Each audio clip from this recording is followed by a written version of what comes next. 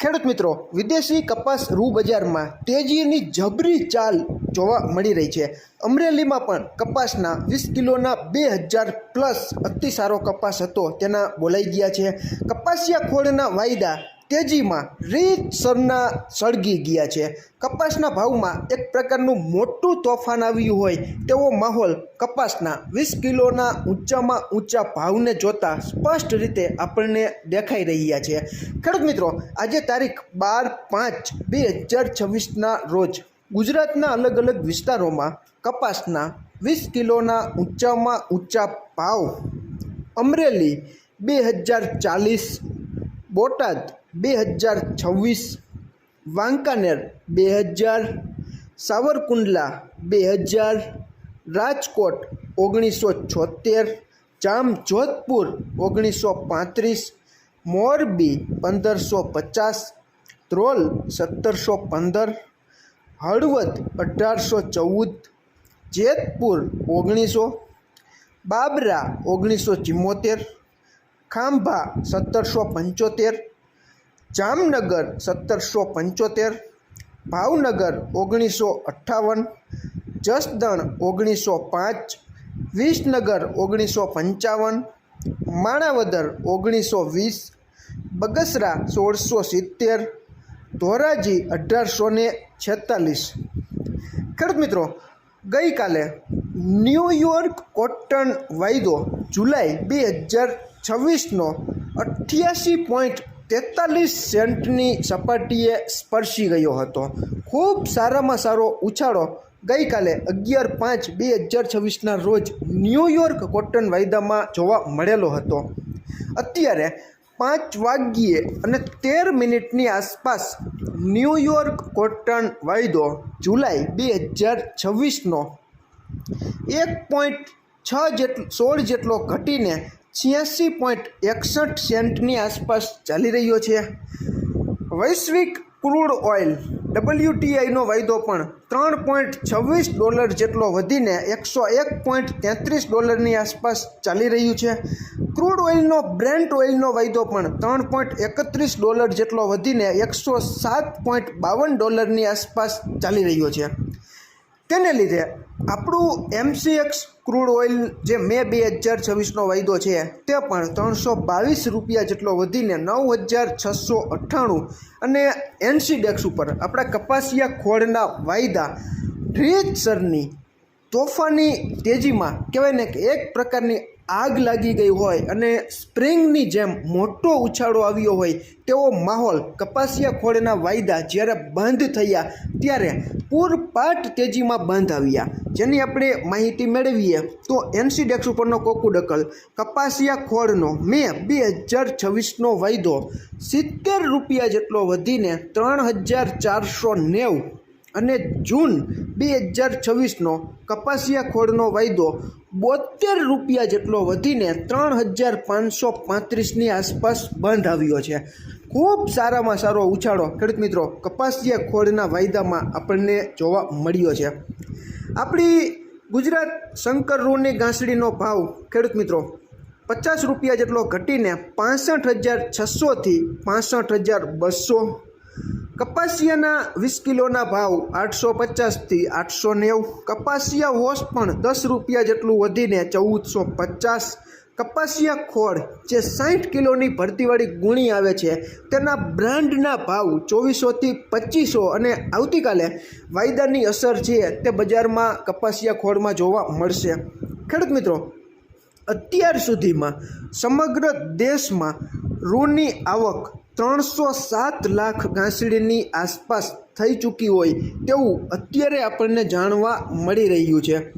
અત્યારે વૈશ્વિક લેવલે એવી પણ અટકળો અને શક્યતાઓ સેવાઈ રહી છે કે કદાચ સમગ્ર વિશ્વમાં વૈશ્વિક રૂનું ઉત્પાદન 36.04 લાખ ગાંસડીની આસપાસ ઘટશે તેવી શક્યતાઓ છે તે અત્યારે સેવાઈ રહી છે અને આપણને જાણવા મળી રહી છે। ટૂંકમાં ખેડૂત મિત્રો, વૈશ્વિક ઇન્ટરનેશનલ આપણે પરિબળો જે કપાસ બજારને મુખ્ય અસર કરે છે તેનું મહત્ત્વનું ફેક્ટર અત્યારે જો આવી હોય સમગ્ર કપાસ પકવતા દેશોમાં તો તે ન્યૂયોર્ક કોટન વાયદાનું છે. છેલ્લા ઘણા વર્ષોથી ખેડૂત મિત્રો આ સપાટીએ ન્યૂયોર્ક કોટન વાયદો નહોતો જોવા મળતો. ગઈકાલે જે 88.43 આસપાસ ન્યૂયોર્ક કોટન વાયદો પહોંચી ગયો એટલે સીધી જ આપણી ગુજરાતની કપાસ બજાર 2000ની ઉપરની સપાટીએ સીધી જ ટચ થઈ ગઈ. ન્યૂયોર્કના કોટન વાયદા સાથે કપાસ પકવતા બધા જ દેશોનો સંબંધ એટલો છે કે ત્યાં મુખ્ય કપાસના ભાવ છે તે ખેડૂત મિત્રો નીકળે છે. એટલે જ ન્યૂયોર્ક કોટન વાયદામાં ઘટાડો થાય એટલે તરત જ સડસડાટ મોટાભાગના કપાસ પકવતા દેશોના ભાવ છે તે કપાસના ઘટવા માંડે અને જેવો ન્યૂયોર્ક કોટન વાયદો વધે એટલે સમગ્ર વિશ્વના કપાસ પકવતા બધા જ દેશોમાં કપાસના ભાવ છે તે વધવા માંડે. તમે જોયું કે કાલે મોટો ઉછાળો ન્યૂયોર્ક કોટન વાયદામાં જોવા મળ્યો અને આની અસરને કારણે જ ખેડૂત મિત્રો આપણે ત્યાં આજે જ કપાસ બજારમાં 20 કિલોના ઊંચામાં ઊંચા ભાવ 2000ની સપાટીને ક્રોસ કરી ગયા. તો ન્યૂયોર્ક કોટન વાયદો અત્યારે એટલા માટે વધી રહ્યો છે કે ત્યાંનો અમેરિકાનો જે મુખ્ય કપાસ વિસ્તાર ગણાય છે જેને સમગ્ર વિશ્વનો જે મેન એરિયા ગણાય છે તે ટેક્સાસમાં અત્યારે પરિસ્થિતિ ઘણી બધી કપાસના પાક માટે અત્યારે પ્રતિકૂળ નથી. એટલા માટે ખેડૂત મિત્રો ત્યાં અત્યારે દુષ્કાળ જેવી પરિસ્થિતિ છે તે જાણવા મળી રહી છે અને આની અસરના લીધે જ કદાચ ન્યૂયોર્ક કોટન વાયદો ટેક્સાસમાં રૂનું ઉત્પાદન ઘટવાની આશાએ કદાચ વધી રહ્યો હોય તેવું બની શકે છે. અને બીજું કે $100 ઉપરની સપાટીએ અત્યારે વૈશ્વિક ક્રૂડ ઓઇલના વાયદાઓ ચાલી રહ્યા છે. અત્યારે તમે જોઈ રહ્યા છો કે વૈશ્વિક સંઘર્ષ જે અમેરિકા, ઇઝરાયલ અને ઈરાન વચ્ચે જે મિડલ ઇસ્ટમાં જે અત્યારે સંઘર્ષ ચાલી રહ્યો છે તેને લીધે પણ ક્રૂડ ઓઇલના ભાવ છે તે દિવસે ને દિવસે વધી રહ્યા છે અને આની સીધી જ અસર કપાસ બજારમાં પડી રહી છે.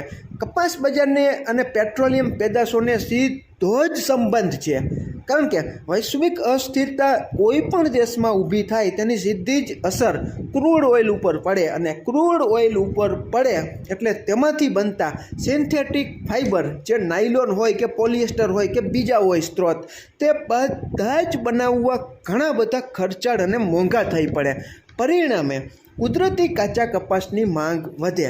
ટૂંકમાં આ 2-3 કારણો ન્યૂયોર્ક કોટન વાયદો સતત વધી રહ્યો છે, ક્રૂડ ઓઇલના ઇન્ટરનેશનલ વાયદાઓ સતત વધવા તરફ પ્રયાણ કરી રહ્યા છે અને ટેક્સાસમાં હાલમાં દુષ્કાળ જેવી પરિસ્થિતિ જોવા મળી રહી છે. પરંતુ આ કારણો છે તે ખેડૂત મિત્રો ગમે ત્યારે પલટાઈ શકે છે. કુદરતી વાતાવરણ કોઈના હાથમાં નથી. ટેક્સાસમાં જેવી વરસાદની આગાહી થાય તો વાયદો ઘણો ઘટી પણ જાય. ટૂંકમાં જો અને તો જેવી પરિસ્થિતિ છે. વૈશ્વિક અસ્થિરતામાં પણ ગમે ત્યારે વળાંક આવી શકે છે. ઇન્ટરનેશનલ ક્રૂડ ઓઇલના વાયદાઓ પણ જો સમાધાનના કાયમી ધોરણે વૈશ્વિક અસ્થિરતામાં એવા સવાલો આવી જાય અને તેમાં સમાધાન થઈ જાય તો ગમે ત્યારે ક્રૂડ ઓઇલ પણ ઘટી શકે છે. ટૂંકમાં તમે એટલું સમજી શકો કે કાયમી તેજી નથી ચાલતી અને કાયમી મંદી નથી ચાલતી. એટલા માટે જ આપણે હર હંમેશ બજાર ઉપર સ્થિર ધ્યાન કેન્દ્રિત કરીને આપણને એમ લાગે કે હવે મારા પોતાનો કપાસનો ભાવ મને યોગ્ય જણાઈ રહ્યો છે ત્યારે આપણે શું કરવું તે નક્કી કરી લેવું જોઈએ. આપણે ઘણી બધી કહેવતો પણ છે કે અતિ લોભ એ પાપનું મૂળ અને ધીરજના ફળ મીઠા હોય છે, ઉતાવળે આંબા ન પાકે. આવા ઘણી બધી કહેવતોમાંથી આપણે યોગ્ય સાર મેળવીને આપણે શું કરવું, જે ખેડૂત મિત્રો પાસે કપાસ છે તેવા ખેડૂત મિત્રોએ યોગ્ય રસ્તો કાઢીને યોગ્ય નિર્ણય લઈને આગળ વધવું જોઈએ. અમે ક્યારેય તમારે કપાસ રાખવો કે વેચી નાખવો તે બાબતે સલાહ કે સંગ્રહખોરીની સલાહ કે અન્ય લેવડ દેવડ અંગેની સલાહ નથી આપતા. તમારા ખુદના ભરોસે આર્થિક જોખમ સહન કરવાની શક્તિને ધ્યાનમાં રાખીને તમારે તમારો કપાસ રાખવો કે વેચી નાખવો તેનો સંપૂર્ણ નિર્ણય સંપૂર્ણ તમારા ભરોસે તમે લઈ શકો છો. ગામડે બેઠા કેવા ભાવ ચાલે છે